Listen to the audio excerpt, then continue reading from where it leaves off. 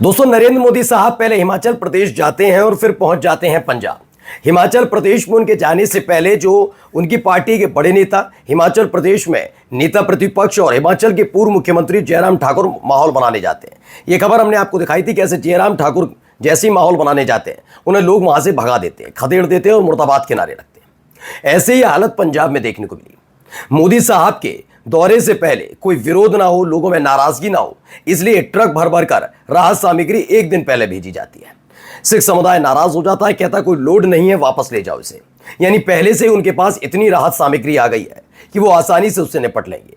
जिस चीज की जरूरत 10 दिनों से उनको थी, उसकी सुध न मोदी सरकार ने ली, ना ही उनके किसी मंत्री ने। अब जैसे ही वो पंजाब और हिमाचल प्रदेश पहुंचते हैं, खालिस्तानी गोदी मीडिया भी करती है।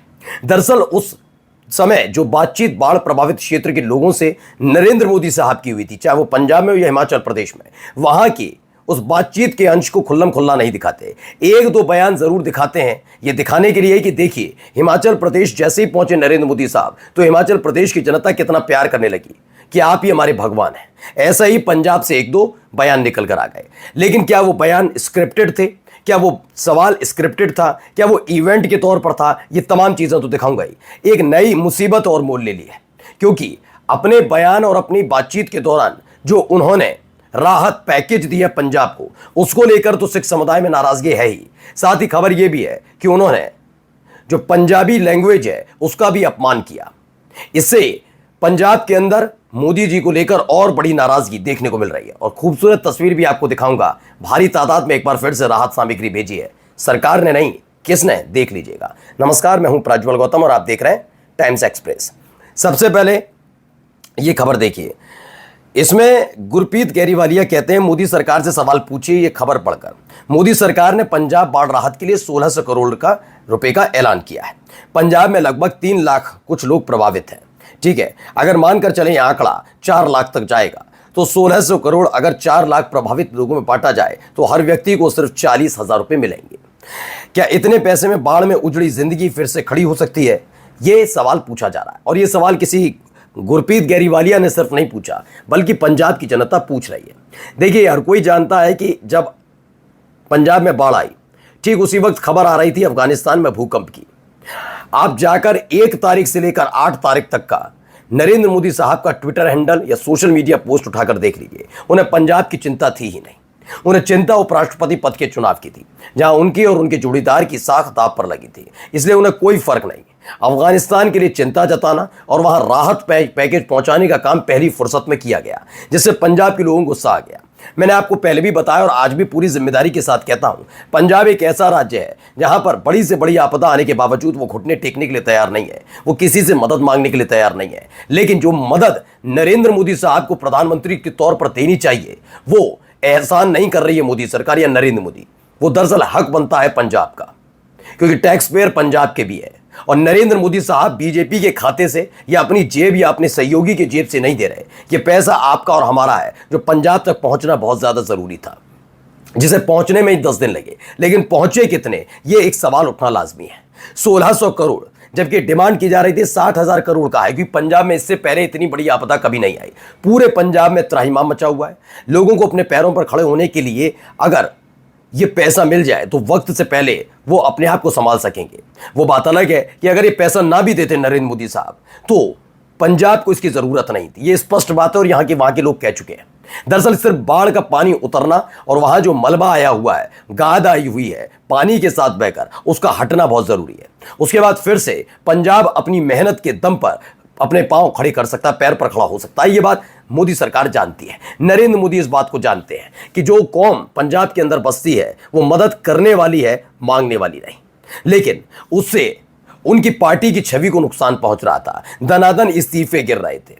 यही वजह है जब वो पंजाब में बाढ़ पीड़ितों से मुलाकात करने जाते हैं तो एएनआई उसे कवर तो करता है, लेकिन कवर करते वक्त इस बात का खास ध्यान रखता है कि पंजाब बाढ़ पीड़ितों और नरेंद्र मोदी साहब के बीच जो बातचीत हुई है, वो बातचीत का एक भी अंश लोगों तक ना चला जाए। वो जानते थे कि अगर ये बातचीत का अंश चला जाएगा तो वहां जो बाढ़ पीड़ितों ने सवाल नरेंद्र मोदी साहब से पूछनी है, उसका जवाब साहिब के पास होगा नहीं। वरना क्या जरूरत थी? राष्ट्रीय सुरक्षा का ऐसा कौन सा मुद्दा कि मोदी साहब से मिले बाढ़ पीड़ित वो अपना दुख दर्द उनके सामने साझा कर रहे हैं और एएनआई म्यूट कर देता है। खैर, खबर सिर्फ ये नहीं है।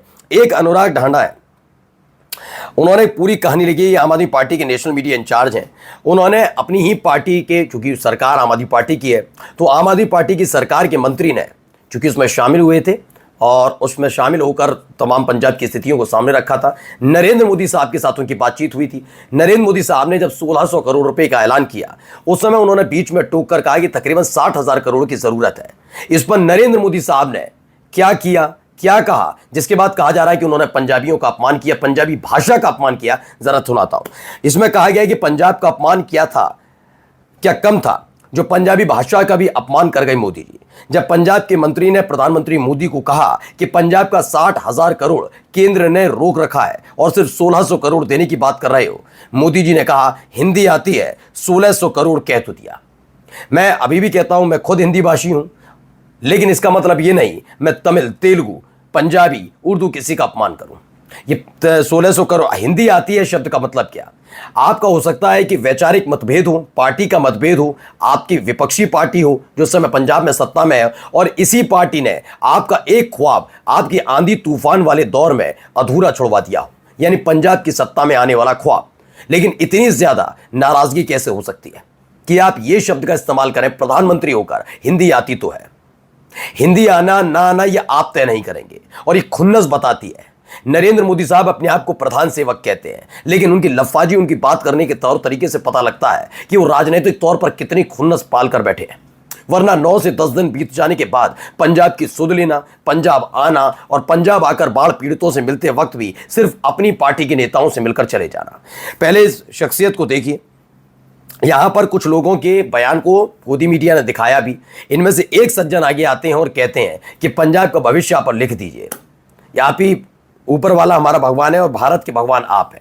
ये सारी बातें स्क्रिप्टेड नहीं थी, तो जरा इसके बारे में बताइए। ये देखिए, नरेंद्र मोदी साहब कुछ लोगों से मिलते हैं, ये पंजाब के ही लोग हैं, मैं ये नहीं कह रहा बाहर से आए, पंजाब के लोग हैं, लेकिन इनमें से जो ये व्यक्ति खड़े हुए हैं ये भारतीय जनता पार्टी के नेता हैं। दोनों पोस्टर आप देख सकते हैं। बाढ़ पीड़ितों के नाम पर बीजेपी कार्यकर्ताओं से मिलकर चले गए पीएम मोदी। पंजाब में बाढ़ त्रासदी आए 22 दिन से ज्यादा हो गए। आज प्रधानमंत्री नरेंद्र मोदी पंजाब गए, कुछ लोगों से मिले और फोटो शूट कराकर वापस चले आए। इस दौरान बताया गया बाढ़ पीड़ितों से मिले, जबकि सच्चाई है कि मोदी जी इसमें भी फ्रॉड कर गए। वे बाढ़ पीड़ितों के नाम पर बीजेपी के कार्यकर्ताओं से मिलकर चले गए। वो बीजेपी के कार्यकर्ता जो दनादन इस्तीफा दे रहे थे, वो बीजेपी के कार्यकर्ता जिन्हें बेचैनी थी कि आने वाले वक्त में जब सब कुछ ठीक हो जाएगा और पंजाब में जाकर वो अपनी पार्टी के लिए वोट मांगेंगे तो कहीं उन्हें खदेड़ ना दिया जाए, ये भी स्थिति है ना। तो इसीलिए, और जाते जाते एक खूबसूरत तस्वीर भी आपको दिखा के जा रहा हूं। पहले तस्वीर देखिए, ये गुरुद्वारे की तस्वीर है जहां पर मुस्लिम समाज के लोग, वही मुस्लिम समाज जो लगातार अलग अलग हिस्सों से बाढ़ पीड़ितों के लिए मदद लेकर आ रहे थे, अपना सब कुछ काम धाम छोड़कर लगातार मस्जिदों से अजान से पहले अपील की जा रही है, तमाम चीज़ हो रही थी, उसके बाद पैसा आता था, उसका सामान खरीद कर पहुंचाया जा रहा था। जब ये वहाँ पर पहुंचे और नमाज का वक्त हुआ तो गुरुद्वारे खोल दिए गए और वहाँ पर नमाज अता की गई है। तो इस भाईचारे को कैसे मिटा पाएंगे आप? ये भाईचारा या आप ही की जो नाकामी रही उसकी बदौलत और फल फूल गया है, क्योंकि अगर वक्त रहते आप राहत सामग्री पहुँचा देते तो शायद मुस्लिम समाज इतनी मदद नहीं कर पाता। लेकिन इस भाईचारे की सबसे ज्यादा जरूरत हिंदुस्तान को थी। आपका पैकेज क्या, पैकेज के नाम पर आप जो करके आए हैं उसका विरोध ही पंजाब कर रहा है। नमस्कार।